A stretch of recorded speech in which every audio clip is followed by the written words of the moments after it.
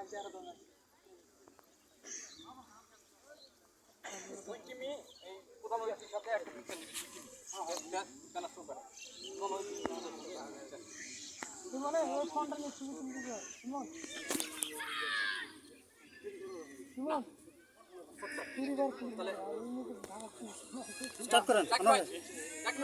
যে আমি এখানে ছিলাম, আমাদের এখানে থাকতো।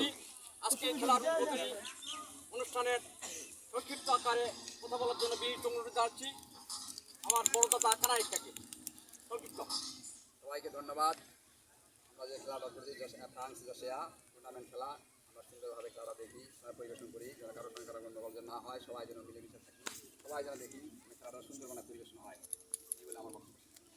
এ পর্যায়ে বক্তব্য রাখার জন্য বিশেষভাবে অনুরোধ জানাচ্ছি তিনি গোটা হাজরাপুরের ক্রীড়া নিয়ে সার্বক্ষণিক চিন্তা চেতনা করেন শ্রী সুমন মিঞ্জিকে 1 মিনিট কথা বলার জন্য অনুরোধ জানাচ্ছি। ধন্যবাদ আনোয়ার ভাই। আজকে উপস্থিত সকলের প্রতি রইল আমার আন্তরিক শুভেচ্ছা এবং